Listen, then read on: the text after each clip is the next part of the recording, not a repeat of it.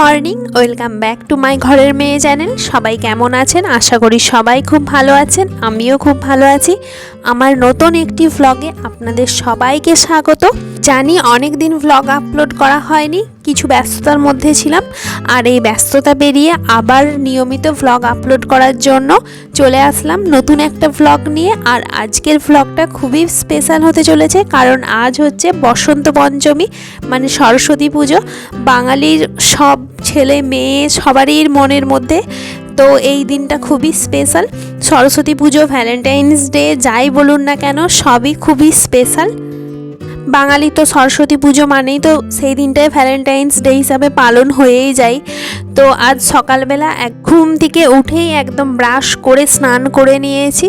কোনো দিকে আগে কাজ নয়, মানে কাজ বলতে সকালের যেসব কাজকর্ম, ঘর পরিষ্কার করা, বিছানা গোছ করা, সেগুলো করে তারপরে একদম 6টার সময় স্নান হয়ে গেছে। কেননা আমাদের বাড়ির যে ব্রাহ্মণ মশাই, তিনি সরস্বতী পুজো খুবই সকাল করতে আসেন, ওই 7টার মধ্যে তো চলেই আসে।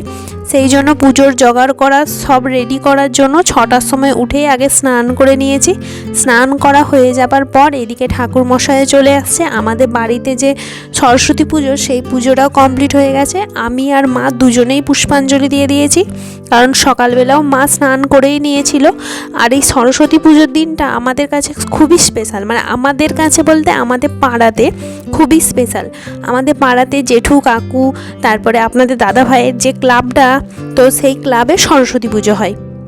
তো সেই ক্লাবের সরস্বতী পুজোতে এবছর সংকল্প করব আমি আর আপনাদের দাদাভাই। তো সেই জন্য তো আরেকটু স্পেশাল তো আছেই। সকাল সকাল স্নান টান করে আমাদের বাড়িতে পুজো আজা হয়ে যাবার পর চলে আসলাম ক্লাবের পুজোতে হাতে হাত লাগিয়ে জোগাড় করে দেওয়ার জন্য। আমার ওপর আজকে দায়িত্ব ছিল পুজোর যেসব জোগাড় আছে সেসব টুকিটাকি করে দেওয়া, আর তার সাথে মাও ছিল। আর আজ হচ্ছে পাড়াতে সবাই একসাথে খিচুড়ি খাওয়ানো হবে, সেই জন্য সকাল সকাল করে সব বাড়ির বউয়েরা মেয়েরা চলে আসছে বঁটি নিয়ে, আর আনাজ টানাজ যা ছিল সব কাটাকাটি করে দিচ্ছে। আগের দিনই পাড়ার একটা কাকু বলে গিয়েছিল যে এরকম খিচুড়ি খাওয়ানো হবে, সকাল সকাল সবাই মিলে হাতে হাত লাগিয়ে কাজ করে দিয়ে আসবে। তো পাড়া ঘরের এই জিনিসটা খুবই মানে মজাদার আর আনন্দের বিষয়। তো এইদিকে সবাই আনাজ কাটছিল, আর আমি যেহেতু পুজোর জোগাড়ে ছিলাম, আমি এদিকে ফল কেটে দিচ্ছিলাম। আর যেগুলো বাসন ফল টল রাখা হবে বা পুজো আজায় লাগবে, সেগুলো একটু তেঁতুল দিয়ে মেজে দিয়েছিলাম। তারপরে চলে আসলাম আমি রেডি হতে, কেননা যেহেতু আমি আর আপনাদের দাদাভাই সংকল্প করব, সেই জন্য নতুন জামা কাপড় পরে নিলাম। সংকল্প করলে তো নতুন জামা কাপড় পরতেই হয়, সেই জন্য নতুন জামা কাপড় পরে তারপরে চলে গেলাম আগে ঘটে জল আনতে, মানে ঘট তুলতে চলে গেলাম। তো সবাই দেখেছেন আমাদের পাড়ার সবাই লাইন দিয়ে এক মাথা দিকে যাচ্ছে, কত সুন্দর দেখতে লাগছে। এই সরস্বতী পুজোর দিনটা খুবই তো স্পেশাল। এর পরেও আবার 2-3 দিন অনুষ্ঠানও করা হয়। তো আমি এটা নিয়ে আমার বিয়ের পর 3 বছর সরস্বতী পুজো। প্রথম বছর হচ্ছে আমার বিয়ে যেদিন হয়েছিল তারপরের দিন সরস্বতী পুজো ছিল। তখন তো আমি একদমই নতুন, তো কাউকে চিনতামও না, জানতামও না, ততটা মজা করতে পারিনি, চুপচাপই ছিলাম। তো আর বছর সবাইকে চেনা জানা হয়ে গেছে, খুবই মজা হয়েছিল। তো এবছর তো অবশ্যই হবে। আর সরস্বতী পুজোতে তো যেহেতু অনুষ্ঠান, এখন সামনেই মাধ্যমিক পরীক্ষা, সেই জন্য এবারে মাত্র 2 দিন অনুষ্ঠান, নইলে 3 দিন করে হতো। তো এইদিকে ঘট তোলা হয়ে গেছে, আর তোলা হয়ে যাবার পর আমি আর আপনাদের দাদাভাই সংকল্প করতে বসে পড়েছিলাম। আর এইদিকে দেখুন কি সুন্দর করে যেখানে ঠাকুর রাখা হয়েছে তার চারিদিকটা সাজানো হয়েছে, কত সুন্দর দেখতে লাগছে। সবাই আসছে, আর আজকে তো সব বাচ্চারাই শাড়ি পরে থাকবে, তো শাড়ি পরেছে, সেই জন্য আরও দেখতে সুন্দর লাগছে। সবাই একসাথে ছোট বড় শাড়ি পরে বেশ মানে সুন্দর সুন্দর সেজেছে, দেখতেও বেশ ভালোই লাগছে। এইদিকে সংকল্প করা হয়ে যাবার পর আমি আর আপনাদের দাদাভাই বসেছিলাম, আর ওইদিকে ব্রাহ্মণ মশাই হোম শুরু করে দিয়েছিল। এমনিতেই সকালবেলা পুষ্পাঞ্জলি দেওয়া হয়ে গেছে সরস্বতী মায়ের কাছে, কিন্তু তাও আমরা কিছু খাইনি, কেননা যেহেতু সংকল্প করব আজকের দিনটা, যতক্ষণ না সংকল্প করা বা পুজো শেষ হয় ততক্ষণ তো কিছু খাওয়া চলে না। সেই জন্য আমি আর আপনাদের দাদাভাই এখনও উপোস আছি।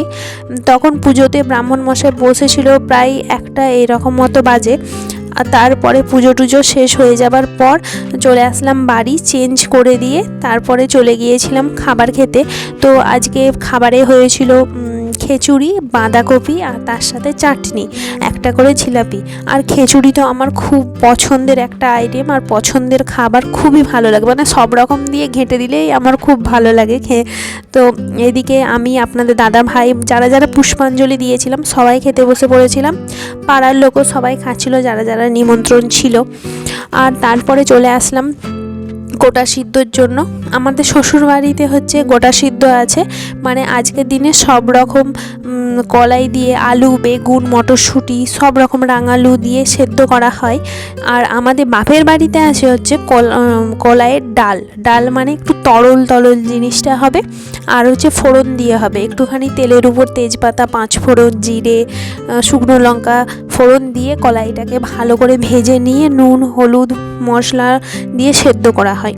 কিন্তু এইখানে হচ্ছে, মানে আমাদের শ্বশুর বাড়িতে হচ্ছে সেই সব কিছু নয়, হাঁড়ির মধ্যে কলাইটাকে দিয়ে, অনেক রকমের কলাই থাকে, যেমন ছোলা কলাই, মটর কলাই, মুগ কলাই, তারপরে 5 রকমের যে কলাই থাকে, সেই রকম কলাইগুলো ভালো করে আগে হাঁড়িতে দিয়ে বেশ কিছুক্ষণ নেড়েচেড়ে ভেজে নিতে হয়।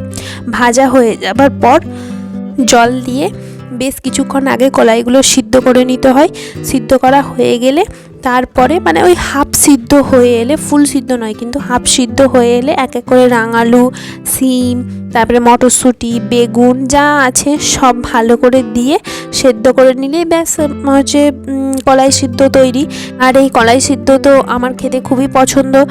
আর মাঝে মাঝে আমাদের বাড়িতে মুড়ি খাবার জন্য সকালবেলা তৈরি হয়, সেটা একটু তরল তরল, কিন্তু আজকের দিনের মতো টেস্ট কিন্তু কোনো দিনই আসবে না। আজকের দিনের টেস্টটাই আলাদা হয়। আর এইদিকে সন্ধেবেলা মায়ের আরতি হয়েছিল, সন্ধ্যা আরতি। তো এইদিকে ব্যানও বাজছিল, আমিও চলে আসছিলাম, মাও চলে আসছিল। মায়ের আরতি দেখে প্রসাদ নিয়ে নিলাম, তারপরে চলে আসলাম বাড়ি আসার পর রাত্রেবেলা কলাই মুড়ি খেয়ে নিলাম। তো আজকের দিনটা আমার খুব ভালোভাবেই কাটলো। তো আপনাদের কেমন কাটলো অবশ্যই কমেন্টে জানাবেন। বাই।